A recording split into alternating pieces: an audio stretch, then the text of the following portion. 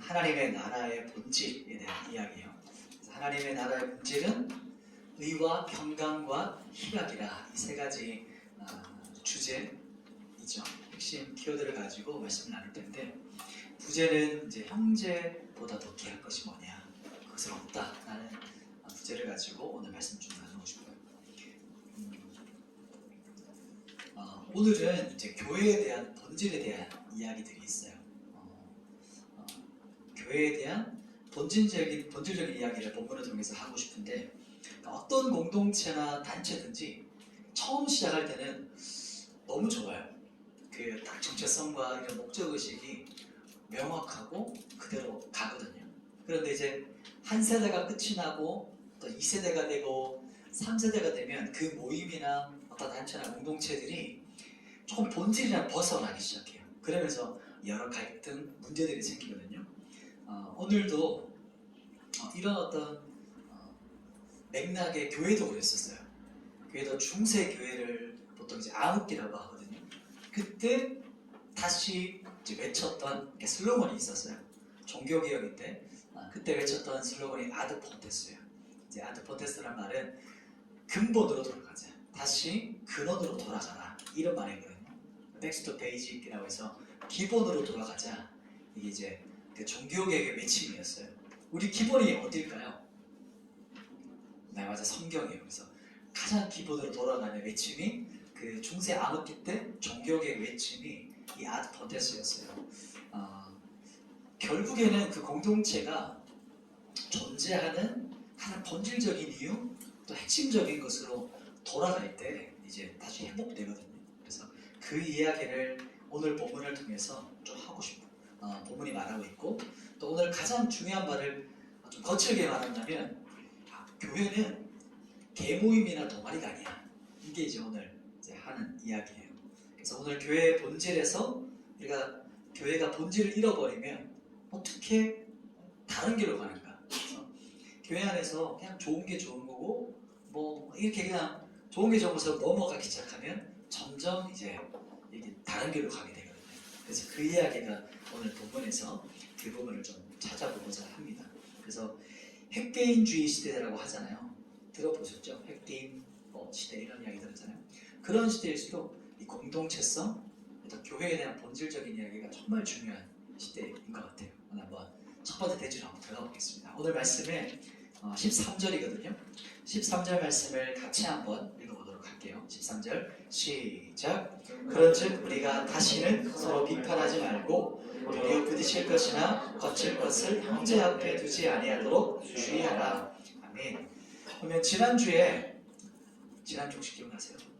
기억 안 나요 지금? 지난주 형제 비판 이야기 기억나세요? 토리도 얘기했고 마루도 얘기했는데, 형제 비판에 대한 이야기를 하다가 본질적인 복음에 대한 이야기를 했던 거. 그래서 심판대 앞에 우리가 선다는 이야기를 했었는데, 오늘은 이제 그 형제 비판에 대한 이야기에서 이제 먹는 것에 대한 이야기가 나와요. 먹는 것. 그것을 이제 연장선상이라는 거예요.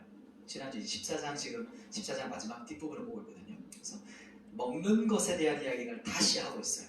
그러니까 비판하지 말라고 하는데 그 비판의 주제가 먹는 것이다, 이렇게 생각하면 돼요.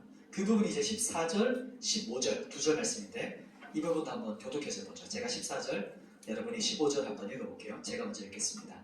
내가 주 예수 안에서 알고 확신하노니 무엇이든지 스스로 속된 것이 없으되 다만 속되게 여기는 그 사람에게는 속되니라. 만일 음식으로 말미암아 내 형제가 근심하게 되면 이는 내가 사랑으로 행하지 아니한다. 그리스도께서 대신하여 죽으신 형제를 내 음식으로 나가게 하지 말라. 아멘. 사도 바울이 이렇게 말하는 거예요. 내가 확실히 말하는데 하나님께서 창조하신 모든 것은 선해, 이렇게 말씀하고 있어요. 그럼 문제는 뭘까요? 문제는 우리가 하나님께 주신 것을 오용하는 거예요. 그리고 과하게 사용하는 거. 이것이라고 성경이 말하고 있고, 사도 바울이 그 부분을 오늘 본문에서 말하고 있어요. 그러니까 음식이라는 게 얼마나 좋아요. 그죠? 잘 먹고 균형 있게 먹으면 우리 건강과 이게 얼마나 도움이 많이 됩니까? 그런데 폭식하면 어떻게 되냐? 그게 이제 문제가 되는 거죠. 폭식하거나 이럴 때. 그리고 또 성관계 같은 경우도 생각해보세요. 그 성관계라는 게 얼마나 친밀함과 그 깊은 교제를 하게 만들어요. 모르시겠지만 이제 결혼하면 그렇게 돼요. 그런데 결혼 관계를 벗어나면 어떻게 되죠? 엄청나게 파괴적인 힘을 발휘하게 돼요. 이 성관계라는 부분이. 그냥 그만큼 가까운 관계이기 때문이에요. 그리고 또 예를 든다면 진통제 같은 경우에 이제 마약 성분이 있잖아요. 진통제 같은 경우에. 그러면 진통제나 마약 성분 같은 경우는 어때요? 의학적으로 사용하면 얼마나 좋아요. 그 고통당하는 사람에게 유용하게 의료와 치료의 목적으로 쓰이면 너무나도 유용한데 문제는 나의 개인의 쾌락과 유익을 위해서 사용하기 시작하면 그때부터 이제 파괴되어지고 이제 사람을 망가뜨리기 시작하는 거죠. 그런 부분이 문제가 된다는 부분이 이렇게 14절과 15절이에요. 그러면 조금 더 구체적인 이야기가 20절 밑으로 쭉 내려와서 20절과 21절에 그 이야기를 해요. 한번 또 읽어볼까요? 두 절 말씀인데 같이 한번 읽어볼게요. 20절, 21절 시작. 음식으로 말미암아 하나님의 사업을 무너지게 하지 말라. 마무리 다 깨끗하되 거리낌으로 먹는 사람에게는 악한 것이라. 고기도 먹지 아니하고 포도주도 마시지 아니하고 무엇이든지 내 형제로 거리끼게 하는 일을 아니함이 아름다우니라. 아멘. 자, 보시면 이제 음식 이야기가 나왔어요. 그죠? 20절, 21절에. 근데 음식 이야기 중에서도 오늘 본문에 이제 고기가 등장해요. 왜 고기가 등장할까요? 고기. 그 당시 생각해 보시면 2000년 전이거든요. 그때 냉장고가 있었을까요? 없었죠, 그죠? 그런 게 없었을 거예요. 그 당시 고기라는 것은 지금처럼 뭐 정육점 나거나 마트 가거나 먹고 싶을 때 먹을 수 있는 게 아니에요. 그 당시에 시장에 고기가 유통된다? 거의 90% 이상은 그 고기는 이제 신전에서 제사를 드린 음식이 시장에서 판매되어지는 게 고기의 유통 과정이었어요. 그렇기 때문에 시장에서 고기를 사요. 고기를 사는데 뭔가 이거 혹시 우상 제물로 들으셨던 거 아니야? 이렇게 거리낌이 생기는 거예요. 그 부분을 말하고 있는 거예요. 그런 거 아닐까? 그러면 거리낌이 있으면 먹지 마. 이 성경을 이제 사도 바울이 말하는 거예요. 그러니까 구체적으로 지금 그 당시에는 이제 고기로 말했다면 지금 그러다면 지금 이 시대는 우리에게 한번 조금 비슷하게 적용해 보면 어떨까요? 그 부분은 이제 술에 대한 걸 한번 생각해 볼게요. 술. 술 마시는 것이 뭔가 거리낌이 있다? 그러면 성경에서 뭐라는 거예요? 그럼 마시지 마. 이렇게 말하는 거예요. 그런데 술 마시는 거 내가 하나님 앞에서 또 믿음으로 왔을 때 전혀 거리낌이 없어요. 너무 좋아요. 만족스러워 하나님 앞에서 믿음도. 그러면 먹어. 마셔. 이렇게 하는 거예요. 이 말이. 자, 그런데 이제 20절에서 끝이 나지 않고 21절을 봤잖아요. 21절에 보면 먹는 얘기했다가 고기 얘기했다가 이제 누가 나와요? 형제 이야기가 나와요. 이 부분을 생각해 보세요. 나는 괜찮아요. 나는 마시는 거 괜찮아. 그리고 나는 술을 마시든지 뭘 하든지 하나님 앞에서 믿음도 좋아요. 뭘 상관이 없어요. 그런데 술을 마시고 고기를 먹는 나를 보고 누가 낙심했어요. 그래서 사도 바울이 말하는 거죠. 그럼 하지 마. 이 말인 거예요. 조금 더 구체적으로 예를 들면 이런 거예요. 제가 어제 토요일이잖아요. 예를 들면 실제 아니에요. 토요일날 제가 이제 오래된 친구를 너무 오랜만에 만나가지고 포장마차에서 이제 거하게 한잔 했어요. 진하게 한잔하면서 너무 기분이 너무 좋은 거예요. 그런데 하필 그때 지나가다가 누구예요? 제가 동생제가 저를 본 거예요. 맥주에 소맥에 막 이렇게 막 거하게 막 마시는 목사님을 딱 토요일날 저녁에 지나가서 봤어요. 동생제가 갑자기 이제 교회에 사라진 거예요. 교회에 나가지도 않고 막 믿음도 흔들리고 연락도 안 돼요. 그럼 이제 어떻게 돼요? 어떻게 하죠? 제가 그 소식을 들었어요. 그럼 제가 이제 동영재 그 소식을 듣고 가가지고 동영재 술 마시는 거 괜찮아. 그러면서 같이 막 회포를 풀까요? 술 따라주고 괜찮다고. 이거는 다 괜찮은 거라고 이렇게 할까요? 그렇지 않겠죠. 저는 괜찮다고 생각했는데 다른 어떤 형제가 넘어진 걸 보면 제가 어떻게 할 것 같아요? 당장에 그냥 술을 어떻게 할까요? 끊겠죠. 안 마시겠죠. 그게 사도 바울이 지금 20절, 21절에 말하는 거예요. 왜 그러냐면 형제를 위해서 그런 거예요. 형제를 위해서. 내가 누릴 수 있는 특권이 있어요. 그죠? 모든 것이 선하다 했잖아요. 하나님께서 창조하신 것은. 그것이 내가 누릴 수 있는 특권이에요. 그런데 내가 누리는 특권 때문에 형제가 넘어진다. 그것에 대한 질문인 거예요. 아, 내가 누리는 특권과 형제를 세우는 것 중에 나에게서 뭐가 더 중요하지? 질문을 하고 있는 거죠. 성경에서. 나는 기꺼이 뭐든지 다 누릴 수 있어요. 다 할 수 있어요. 괜찮아요. 심지어 하나님 앞에서도 떳떳하고 당당하고 기뻐요. 그러나 내가 누리는 어떤 특권 때문에 내 행동 때문에 어떤 형제가 넘어지고 또 낙심하고 혹은 공동체에 문제가 생기고 공동체가 박살이 난다면 어떻게 할 것 같아요? 내가 그 특권을 당장에 쓰레기통에 집어 던져버릴 거예요. 이게 오늘 사도 바울이 우리에게 말하는 그 맥락인 거예요. 사도 바울이 오늘 말하는 핵심이 그거예요. 형제 사랑보다 더 중요한 게 있냐? 그것을 묻고 있는 거예요. 답이 뭐죠? 없다는 거죠. 왜냐하면 그 형제를 얻기 위해서 우리 예수님께서 어떻게 하셨죠? 십자가에서 자신의 핏값을 치르시고 그 형제를 산 예수의 핏값 같은 존귀한 사람이기 때문에 그것보다 중요한 게 없어. 이렇게 성경은 우리에게 말하고 있는 거예요.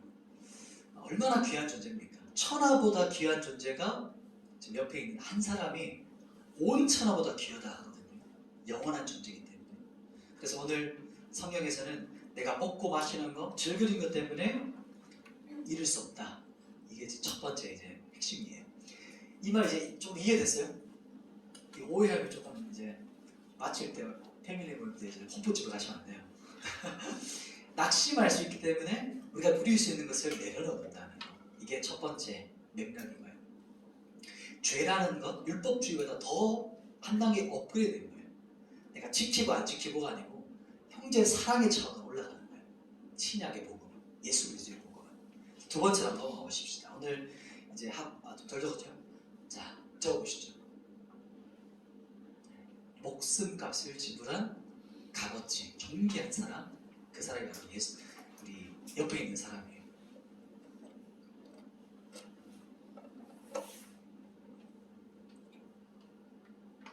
자, 그럼 이제 두 번째인데 우리 17절 말씀을 같이 한번 성경 보도록 할게요. 17절 같이 한번 읽겠습니다. 17절 시작. 하나님의 나라는 먹는 것과 마시는 것이 아니요 오직 성령 안에 있는 의와 평강과 희락이라. 아멘. 두 번째는 하나님 나라의 본질은 의와 평강과 희락이다라는 거예요.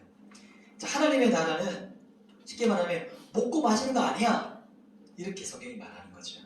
왜냐하면 하나님 나라의 본질은 의와 평강과 희락이다. 이렇게 우리에게 말하는 것인데 이 말이 뭐냐면 하나님 나라의 본질은 내가 먹고 싶은 거 먹고 내가 마시고 싶은 거 마음대로 먹고 마시고 내가 하고 싶은 거, 내가 얻고 싶은 거, 내가 누리고 싶은 모든 것들을 다 하는 것이 본질이 아니라는 거예요. 내가 하고 싶은 거 다 하라고 예수님께서 우리에게 새 생명을 주신 것이 아니다라는 거예요. 이게 바로 하나님 나라의 본질에 대한 이야기예요. 드디어 오늘 진짜 중요한 이제 본질에 대한 이야기인데 교회의 본질에 대한 이야기를 제가 처음에 꺼냈잖아요. 본질, 교회. 교회라는 이 단어보다 더 큰 개념이 있어요. 이제 질문에는 언제나 힌트가 앞에 보여요. 그죠? 교회라는 개념보다 더 큰 그림이 뭘까요? 하나님의 나라라는 거예요. 하나님의 나라가 뭘까요? 하나님의 나라? 하나님의 킹덤이거든요. 우리나라 말은 나라, 네이션처럼 보이지만 실제로는 킹덤이에요. 킹덤이 뭐죠? 왕국. 하나님의 통치권을 말해요. 그래서 하나님의 나라라는 것은 하나님이 통치하시는 모든 영역을 말해요. 그래서 그 안에 교회까지도 포함되어져요. 오늘 이 하나님의 나라, 의와 평강과 희락에 대한 이야기를 하는데 우리 청년들 우리가 왜 예수님을 믿죠? 예수님을 믿는 이유가 뭘까요? 우리는 무엇을 위해 살죠? 지난주에 한번 본질에 얘기했죠. 주를 위해 사는 거. 또 한번 생각해 보세요. 내가 주를 위해 산다. 하나님 나라 위해 산다. 질문을 던지고 있어요. 그러면 내가 지금 하나님 나라 위에 살아가고 있다는 증거가 뭘까요? 열매가 뭘까요? 나타나는 특징들이 뭘까요? 언제나 질문에는 답이 항상 보여지죠, 그죠? 그걸 얘기하고 싶은 거예요. 자, 그러면 겨울 수련회 혹시 겨울 수련회까지 기억 안 날 수 있을 것 같아요. 겨울 수련회 때 우리 주제 기억나요? 하나님의 나라는 의와 평강과 희락이다. 그걸 나눴거든요. 그래서 그때 엄청 제가 한 1시간 넘게 했기 때문에 이 부분을 짧게 한번 할 거예요. 기억 안 나는 분은 한번 기억을 더듬으면서 한번 봅시다. 하나님 나라 위에 살아가고 있다는 증거가 오늘 이 본질이에요. 이 세 가지예요. 열매가 나타나는. 첫 번째가 뭐냐면 의예요. 의. 그래서 이 의는 justice, righteousness라고 하는 의는 공의라고도 하고 정의라고도 하죠. 이 의는 우리가 잘 살고 깨끗하게 사는 이런 의가 아니에요. 우리가 누리는 의는 누구로부터 받은 의일까요? 예수 그리스도예요. 예수 그리스도의 의가 우리에게 더딥혀지는 거예요. 이거 믿음의 영역이에요. 믿음. 이 세 가지 열매 자체 모두가 다 믿음의 영역이기도 해요. 첫 번째 시작이 의로부터 시작해요. 나는 의롭지 않은데, 나는 깨끗하지 않은데 하나님께서 우리에게 뭐라고 인정해 주시는 거예요?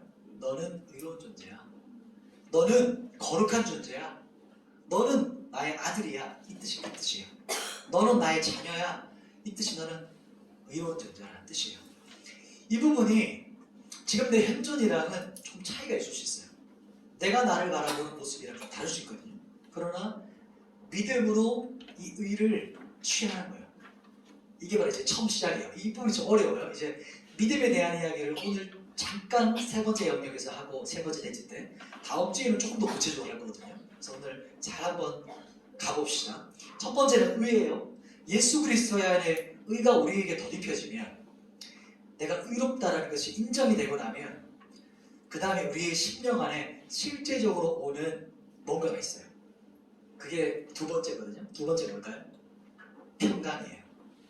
내가 의롭다라고 하나님께서 칭해 주시는데 그것이 믿어지면 내 안에 평강이 임하기 시작해요. 그게 그리스도인의 그 모습이에요.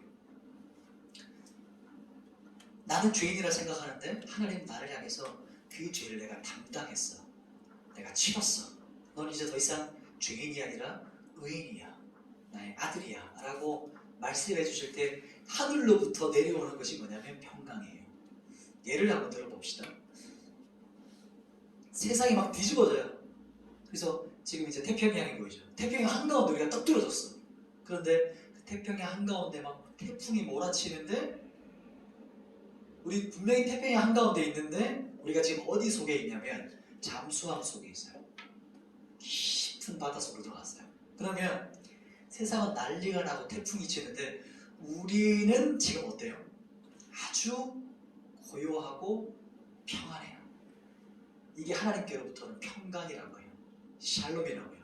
그래서 세상에서는 그냥 평안하다, 편하다라고 하죠. 근데 성경은 평강이라고 말해요. 상황이 바뀌는 것이 아니고 우리의 속 내면이 바뀌는 거예요. 그게 평강의 속성이에요. 세상이 줄 수 없는 거거든요. 그래서 예수 그리스도께서 세상이 줄 수 없는 것을 내가 너에게 주노니 너에게 평안하라 이렇게 말씀하시잖아요. 그게 하나님으로부터 오는 평강이에요. 이것도 믿음으로 우리에게 부어져요. 자, 그 다음 더 가볼게요. 이제 평강이 부어지면 이제는 어찌 보면 의와 평강은 조금은 수동적으로 부어져요. 그 평강에 있어서는 취하는 거기도 하지만 세 번째 특징은 뭐죠? 기쁨의 영역이에요. 기쁨인데 이 기쁨은 우리에게 적극적인 걸 요구해요. 그냥 가만히 있으라고 하지 않아요. 우리에게 하나님께서 뭐라고 명령하시냐면 기뻐하라 이렇게 명령하세요. 그럼 기뻐하라는 말은 뭐예요? 기쁨을 우리가 선택하고 취하는 거예요. 그러면 기쁜 상황이 됐기 때문에 기뻐할까요? 그게 아니에요. 전제 조건이 없고 하나님께서 우리에게 말씀하는 거냐면 기뻐해라, 기뻐하라 이렇게 말씀하지 않았어요. 예수님께서 조금 기뻐해 줄 수 있니? 이렇게 묻지 않고 그리고 기쁠 수 있을까? 이렇게 질문하지 않으시고 우리에게 뭐라고 말씀하시냐면 기뻐하라 라고 명령하세요. 이게 바로 되지 않을 거는 제가 잘 알고 있어요. 그러나 우리 청년들이 믿음으로 이 부분을 뭐랄까요, 취했으면 좋겠어요. 선택한다고 하거든요. 결정한다고 해요. 한번 저를 따라 한번 해볼래요? 자, 이게 어떻게 하는 거냐면 제가 자주 한 번씩 해요. 이렇게 한번 선포해 보십시다. 자기를 향해 선포하는, 자기를 향해 명령하는 거예요. 자기를 향해서 예수 그리스도 안에서 한번 따라해 봅시다. 시작. 예수 그리스도 안에서 내 영혼은 기뻐하라. 기뻐하라. 제 이름 넣어봅시다. 자기 이름을. 나 박준호는 잘했어요. 한 번 더. 나 박준호는 기뻐하라. 좀 이해되세요? 이게 뭐냐면 기뻐하는 상황이 아니에요. 목사님 기뻐할 일이 있어야 기뻐하죠. 이렇게 해서 기뻐하는 게 아니고 하나님께서 우리에게 주시는 기쁨은 그 모든 상황 환경을 뛰어넘어서 기뻐하기를 원하세요. 예전에 어떤 영상을 본 것 같아요. 지하철에서 어떤 사람이 혼자 영상 보면서 그거 아시죠? 짧은 영상 본 거. 그 아저씨가 혼자서 계속 웃어요. 하하하 막 이렇게 혼자 이제 이어폰 끼고 혼자 막 웃으니까 지하철 칸 안에 사람들이 어떻게 되죠? 다 웃거든요. 이게 자연의 원리도 같이 가요. 그러니까 이것을 뛰어넘는 원리가 성경의 원리예요. 기쁠 일이 없는데 그냥 옆에 사람 웃었어. 그러면 웃는 사람 보면 어떻게 돼요? 기분 나쁘시나요? 아니죠. 같이 기쁘거든요. 분명히 나는 아무 감정이 없었는데 딱 왔는데 막 앞에서 우리 리더가 막 웃고 있어. 왔어 이렇게 막 인사해줘요. 그럼 우리 기분이 어떻죠? 같이 기뻐져요. 그러니까 기쁨이 전염된다고 해요. 기쁨이 확장되어져요. 그래서 하나님의 나라는 기쁨의 영역은 우리가 취하는 거예요. 쟁취하는 거예요. 선택하는 거예요. 결정하는 거예요. 이 부분이 마지막 여러분하고 얘기해주고 싶었던 부분입니다. 이것이 바로 하나님 나라를 살아가는 사람의 특징이고 열매고 이제 두드러질 모습인 거예요. 그래서 이 하나님 나라의 본질은 뭐다? 의와 평강과 희락이다. 이제 한 시간을 이제 짧게 한번 압축해서 얘기했어요. 이 진짜 중요한 구절이거든요. 이 말씀을 꼭 머릿속에 꼭 마음속에 한번 새겨보세요. 오늘 마지막 세 번째 대선인데 어제 믿음에 대한 영역을 이제 해볼 거예요. 23절, 우리 23절 말씀, 그리고 제일 뒷부분에 있는 말씀이죠. 23절 말씀을 같이 한번 읽어보도록 하겠습니다. 로마서 14장 23절 시작. 의심하고 먹는 자는 정죄되었나니 이는 믿음을 따라 하지 아니하기 때문이라. 믿음을 따라 하지 아니하는 것은 다 죄니라. 아멘. 좋습니다. 믿음을 따라 행하지 않는 모든 것이 죄다. 너무 좀 센 말이거든요. 처음에 저는 이런 성경이 있다는 말조차도 좀 잘 몰랐어요. 청년때 실제로. 믿음으로 하지 않는 모든 게 죄다? 죄는 죄를 짓는 거, 나쁜 짓을 하는 게 죄가 아닌가? 믿음으로 하지 않으면 다 죄라고? 조금 처음에 저는 이 부분을 받아들일 때 충격이었어요. 믿음의 주제가 나오는데 우리가 이제 특히나 우리 교회 생활 오래 한 사람들, 기독교 문화에 익숙한 사람들의 생각은 믿음이라고 딱 한번 생각해요. 단어를 떠올려 보세요. 그러면 우리가 느끼는 뉘앙스가 뭐냐면 첫 번째 종교적이에요. 또 뭐죠? 조금은 영적인 개념을 생각해요. 저만 그렇군요. 어때요? 믿음 딱 떠올렸을 때 보통 우리가 기독교 문화에 오랫동안 있었던 사람들은 그냥 무의식적으로 어떤 조금은 신비적이고 종교적인 것들을 많이 생각하거든요. 그러나 오늘 본문에서 보면요, 오늘 본문의 맥락에서 보면 이 믿음은 아주 실제적이에요. 실제적이란 말이 무슨 말이냐면 본문에도 금방 읽었던 말씀에 의심하며 먹는 것 이렇게 말하잖아요. 믿음에 대해서. 그리고 또 반대도 말해요. 먹는 사람이 먹지 않는 사람을 향해서 뭐라고 하냐면 정죄하는 거, 비판하는 거. 반대로도 있어요. 그러면 먹지 않는 사람이 먹는 사람을 향해서 뭐 어떻게 해요? 비판해요. 정죄해요. 이것이 성경에서 뭐라는 거죠? 그 믿음 아니야. 오늘 본문에서 말하는 이 믿음은 관계적이에요. 관계. 서로 관계적인 단어를 말할 때 믿음이라는 영역이에요. 여기 본문에서 믿음은 아주 관계적인 단어로 쓰는데 먼저는 하나님과의 관계를 말하고 또 그리고 또 뭐죠? 이웃과의 관계를 말할 때 믿음이 영역이에요. 이렇게 보면 와, 믿음이라는 게 여기까지 해당하는 거야? 이렇게 생각할 수 있어요. 본문을 이제 맥락을 전체를 보면 너 혼자 잘 믿는 거? 그게 믿음 아니야. 믿음이 좋은 건 뭐냐면 네가 하나님 앞에 섰을 때도 거리낌이 없고 그리고 형제들이랑 같이 있을 때도 거리낌이 없는 거, 그게 뭐라는 거죠? 진짜 좀 믿음이 좋은 사람이라는 거예요. 그러니까 공동체적이고 관계적이라는 말이에요. 믿음이라는 게. 그래서 믿음이 강한 자가 믿음이 약한 자를 받으라 라고 하면서 15장 1절이 시작되거든요. 그래서 그 다음 주도 이 믿음의 영역이 연결되어져요. 그래서 더 구체적인 것은 다음 주에 조금 더 살펴볼 텐데 이 믿음에 대한 오늘 본문에서 말하는 우리가 포커스를 맞추고 싶은 것은 믿음으로 하지 않는 모든 것이 뭐라고요? 죄니라 라고 해요. 죄. 그러니까 믿음은 관계라고 했어요. 제가 책 하나 오늘도 갖고 왔는데 제가 정말 어떨 때 보면 책 표지랑 내용이 너무 다른 느낌들이 있어요. 이 책이 그런 책이었어요. 표지 보니까 별로 안 읽고 싶지 않으세요? 저 혼자 그렇군요. 네. 이 제목이 뭐냐면 이제 의문을 벗고 신비 속으로. 제목도 제목 내용이랑 좀 달라요. 이 책 내용의 핵심은 관계예요. 믿음은 관계. 그래서 읽으면서 그냥 우연히 책을 잡고 읽었는데 너무 재밌는 거예요. 성경의 모든 사건들과 인물들을 하나님과 그 사람과의 관계적인 것으로 설명하는데 너무 재밌었어요. 아브라함 사건, 우리는 성경 스토리만 생각하잖아요.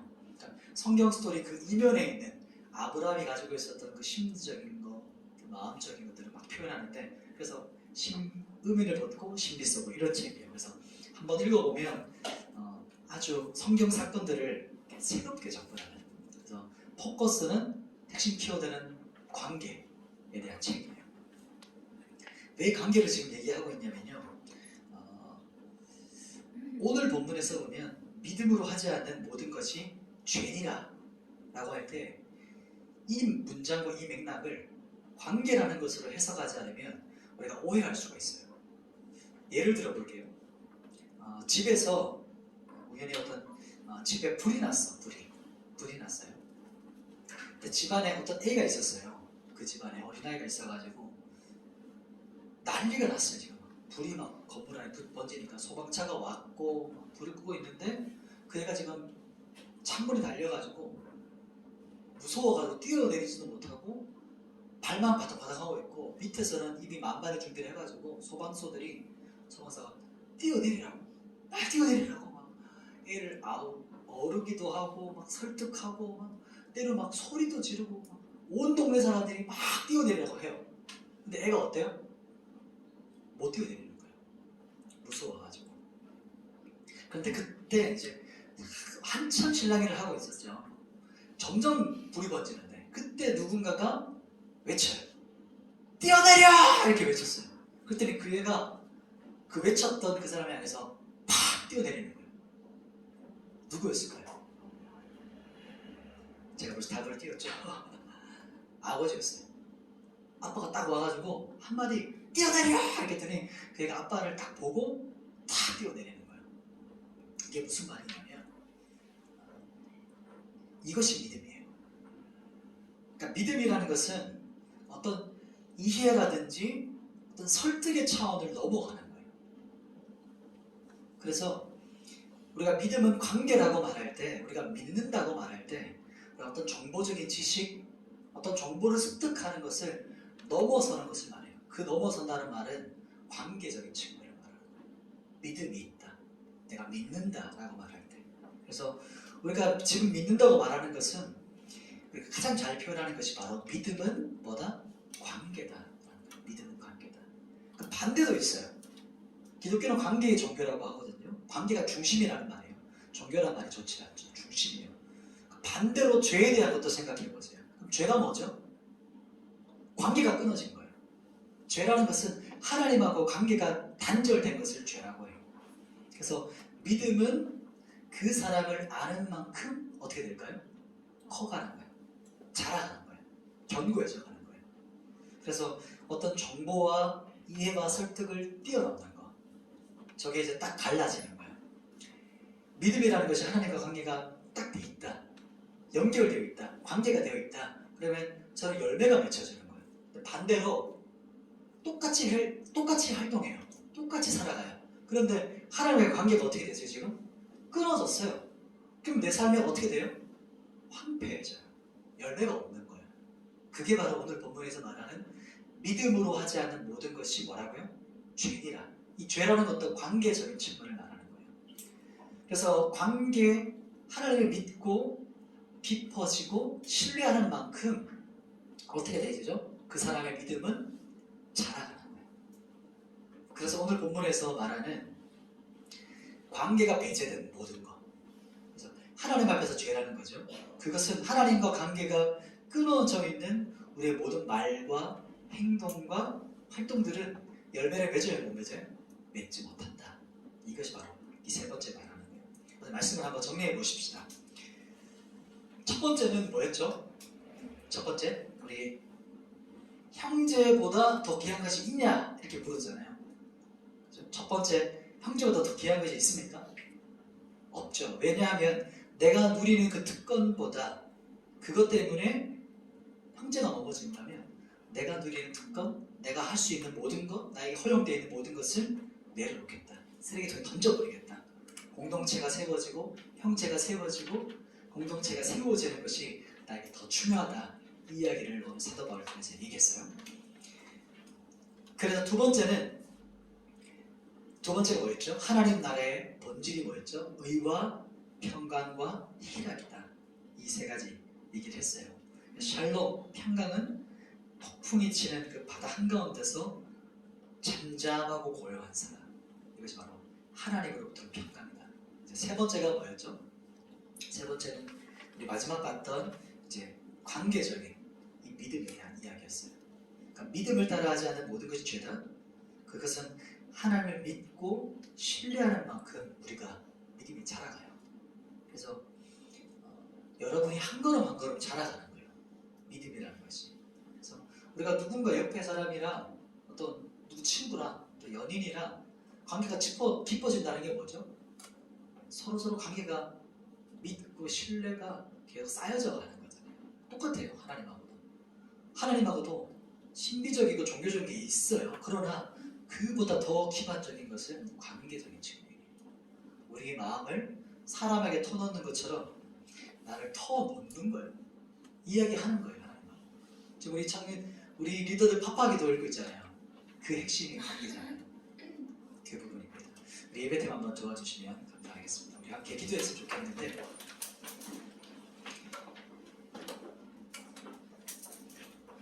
관계가 배제되어 있는 모든 것이 하나님 앞에서 죄라는 뜻을